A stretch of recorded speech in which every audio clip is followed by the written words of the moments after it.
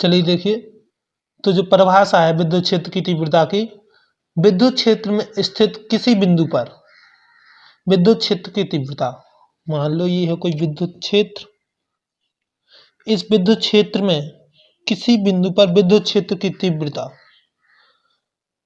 E उस बिंदु पर अति अल्प एकांक धनावेश पर कार्य करने वाले बल के बराबर होती है। विद्युत क्षेत्र की जो तीव्रता है इस बिंदु पर वो किसके बराबर होती है? ये जो इसका आवेश रहता है Q, उस पर लगने वाले बल के बराबर होती है, उस पर लगने वाले बल के बराबर होती है। अब चूंकि एकांक की बात आ गई, एकांक धनावेश, तो इस प्रकार से समीकरण हमारा बनेगा E = F/Q। यहाँ अति अल्प आवेश की बात की गई है तो Q0। वास्तविक रूप से हम देखिए यहाँ पर यदि हम इसका क्या कर दें, पक्षांतर कर दें, तो F बराबर क्या आएगा? Q × E। F बराबर आएगा Q × E। अब देखिए फिर से एक बार देख लें, से विद्युत क्षेत्र में स्थित, ये हमारा विद्युत क्षेत्र, इसमें स्थित किसी बिंदु पर, ये बिंदु हो गया, इस बिंदु पर विद्युत क्षेत्र की तीव्रता क्या होगी? उस बिंदु पर कार्य करने वाले बल के बराबर होगी। जो विद्युत क्षेत्र की तीव्रता है इस पर, वो क्या होगी? इस बिंदु पर कार्य करने वाले बल के बराबर होगी।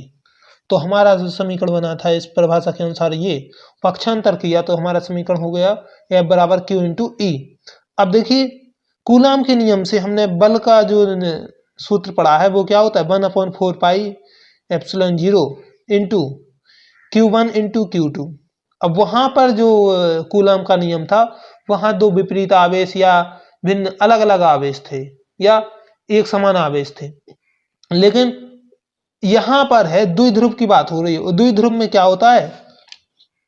Q1 का मान Q2 के बराबर होता है, क्योंकि दोनों ही ध्रुव कैसे परिमाण में बराबर हैं, दोनों ही ध्रुव क्या है? परिमाण में बराबर।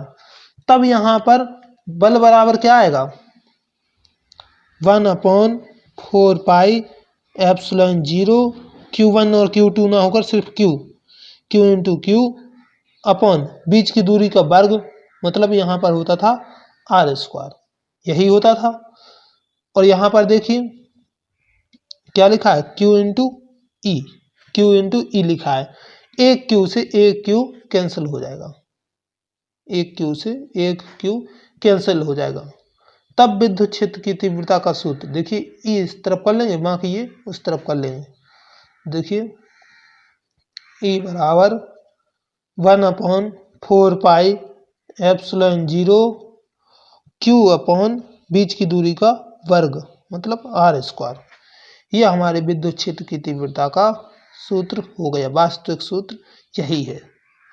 चलिए देखिए हमने क्या किया हमारे इस परिभाषा के अनुसार विद्युत क्षेत्र की तीव्रता का सूत्र ये बना था, फिर हमने इसका पक्षांतर किया तो क्या हुआ? Q × E।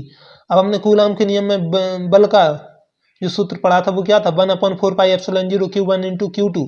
यहाँ पर द्विध्रुव की बात हो रही, परिमाण में दोनों ही आवेश कैसे हैं? समान है, तो Q × Q अपॉन R²। और यहाँ पर Q × E थी, उस Q से ये Q कैंसिल हो गया। तब E बराबर क्या आया? 1/4 pi epsilon 0 Q upon R²। ये हो गया विद्युत क्षेत्र की तीव्रता। इसे देख लीजिए, ठीक प्रकार से देख लीजिए इसे। तो चलिए अब हम ये क्वेश्चन ठीक प्रकार से कंप्लीट कर सकते हैं, क्योंकि हमने विद्युत द्विध्रुव पढ़ लिया और द्विध्रुव आघूर्ण पढ़ लिया और विद्युत क्षेत्र की तीव्रता क्या होती है उसका सूत्र भी हमने पढ़ लिया है। अब हम इस सूत्र को इस सूत्र की स्थापना करेंगे। तो क्या? विद्युत द्विध्रुव के कारण अक्षीय स्थिति में स्थित किसी बिंदु पर विद्युत क्षेत्र की तीव्रता क्या होगी? देखिए जैसे ये है कोई विद्युत क्षेत्र, ये विद्युत क्षेत्र है, विद्युत द्विध्रुव है, द्विध्रुव है मतलब दो ध्रुव, एक Q प्लस का Q और एक माइनस का Q होगा। इसकी वजह से अक्षीय स्थिति में कोई बिंदु है, उस पर विद्युत क्षेत्र की तीव्रता क्या होगी? इस द्विध्रुव की वजह से इस पर विद्युत क्षेत्र की तीव्रता क्या होगी, ये हमारा प्रश्न है। चलिए देखिए, तो अब हमने चित्र बना लिया है। क्या है? ये हमारे दो ध्रुव आवेश हैं, एक ध्रुव है प्लस का, एक है माइनस का। ये हमारा द्विध्रुव, इसकी वजह से अक्षीय स्थिति में एक बिंदु स्थित है P। इस द्विध्रुव की वजह से बिंदु P पर लगने वाली विद्युत क्षेत्र की तीव्रता ज्ञात करनी है। क्या? विद्युत क्षेत्र की तीव्रता ज्ञात करनी है। किसकी वजह से? इस द्विध्रुव AB की वजह से बिंदु P पर लगने वाली विद्युत क्षेत्र की तीव्रता ज्ञात करनी है। तो अब हम सबसे पहले ज्ञात करेंगे कि प्लस Q की वजह से लगने वाली विद्युत क्षेत्र की तीव्रता, फिर माइनस Q की वजह से लगने वाली विद्युत क्षेत्र की तीव्रता, फिर हम ज्ञात करेंगे दोनों के परिणामी औसत प्लस Q और माइनस Q की वजह से बिंदु P पर लगने वाले विद्युत क्षेत्र की तीव्रता।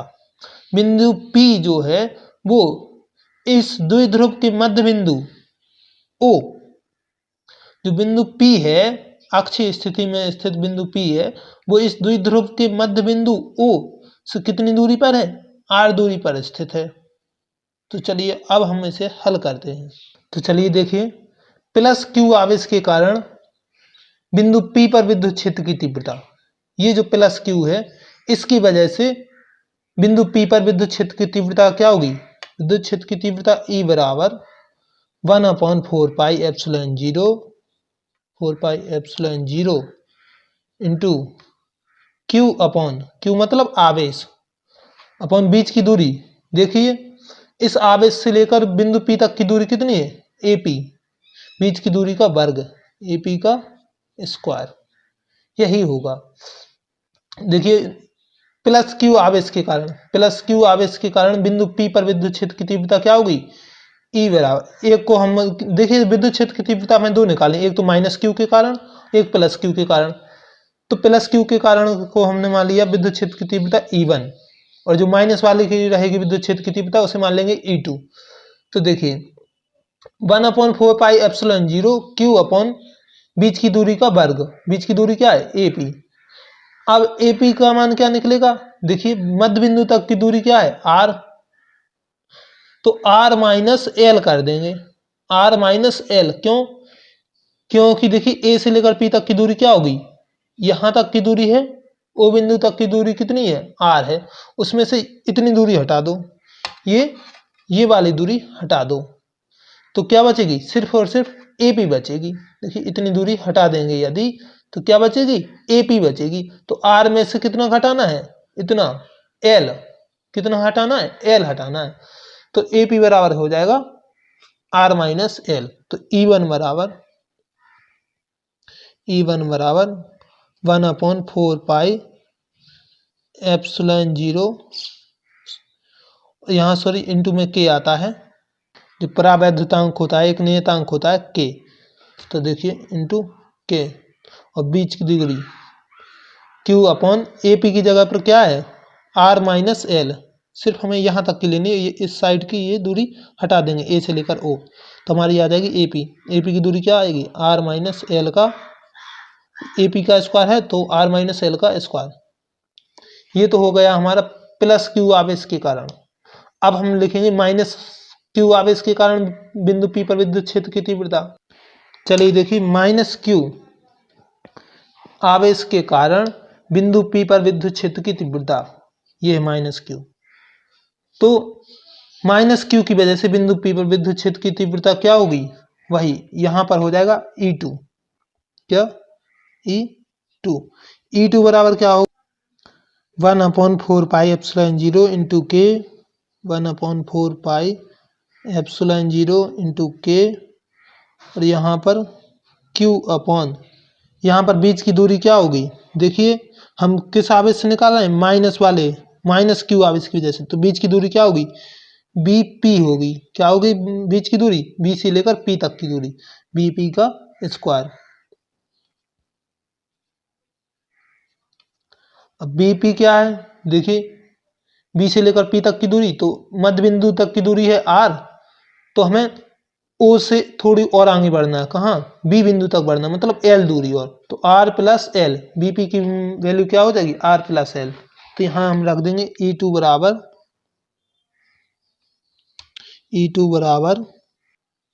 1/4 पाई एप्सिलॉन 0 इंटू K,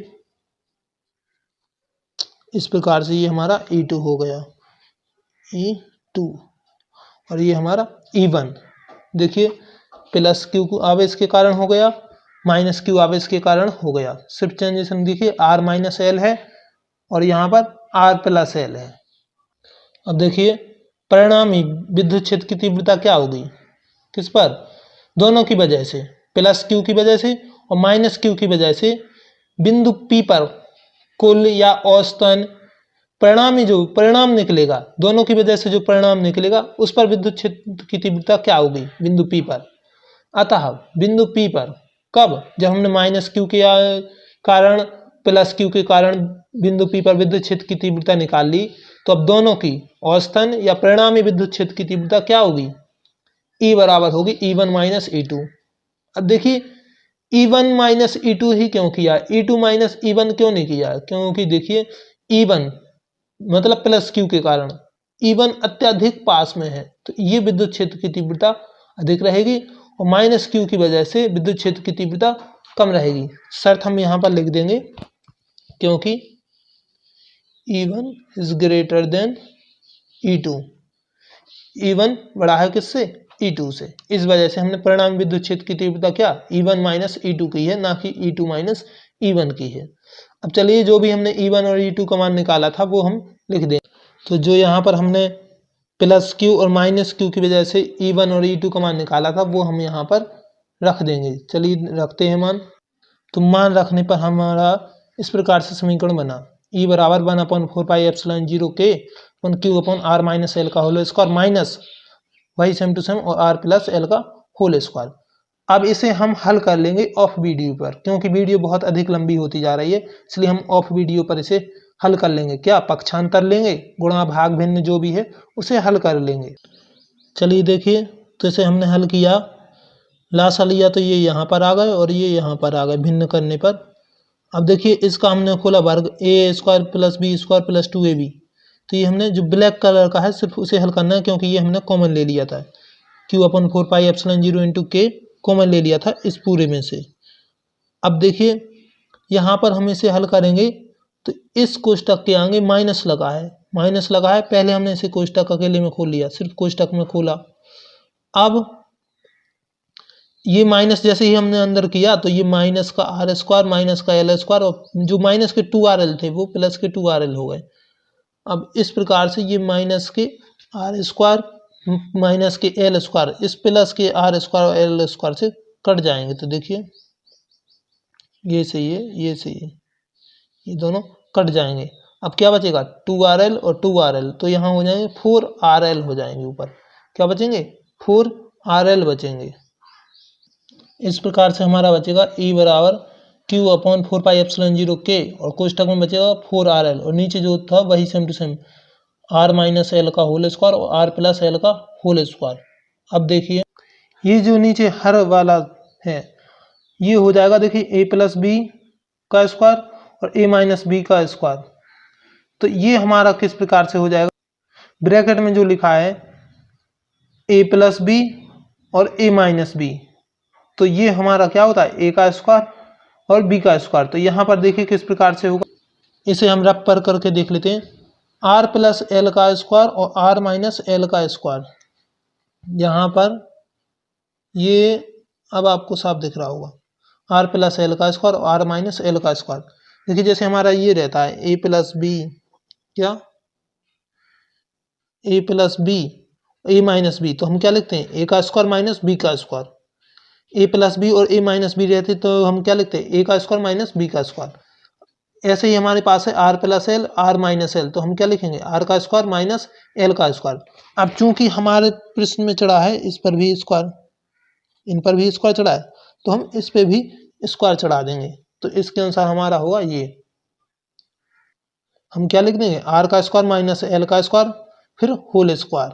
तो यहाँ पर E बराबर हमारा होगा 4QRL अपॉन 4πε0 इंटू के गुणा में 1 अपॉन ये क्या हो जाएगा R का स्क्वायर माइनस एल का स्क्वायर उस पूरे का होल स्क्वायर, ये हो जाएगा।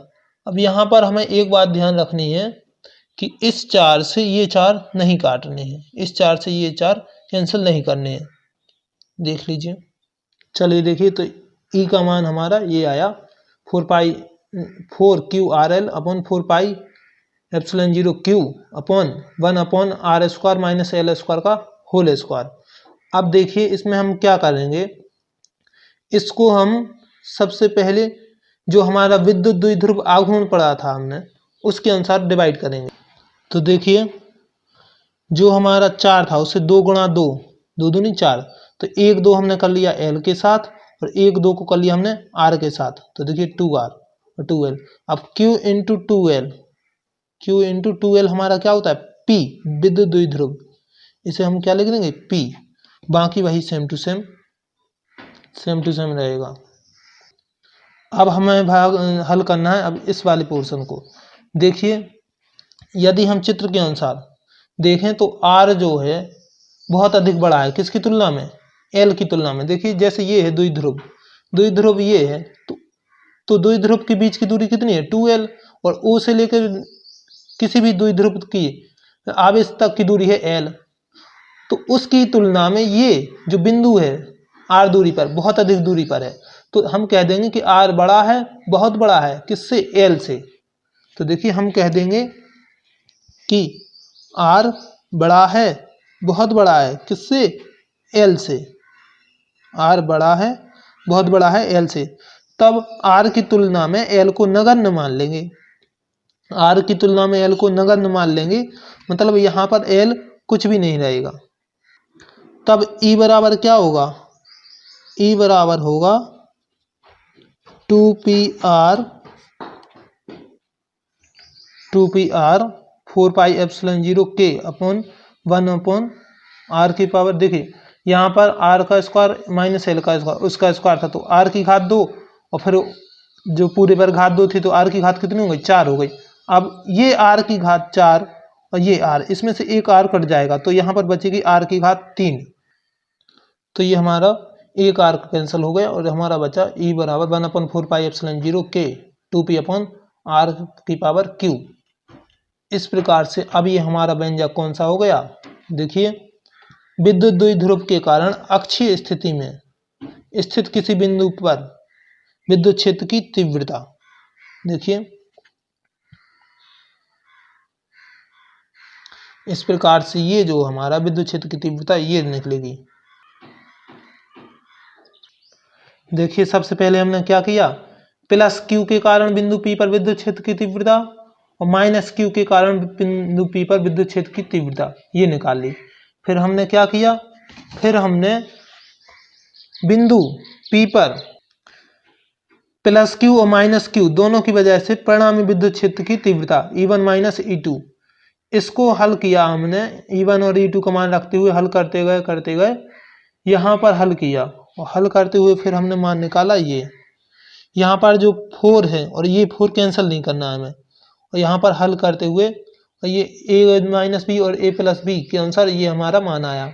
अब इस मान को तो इस प्रकार से देखिए, इसको आप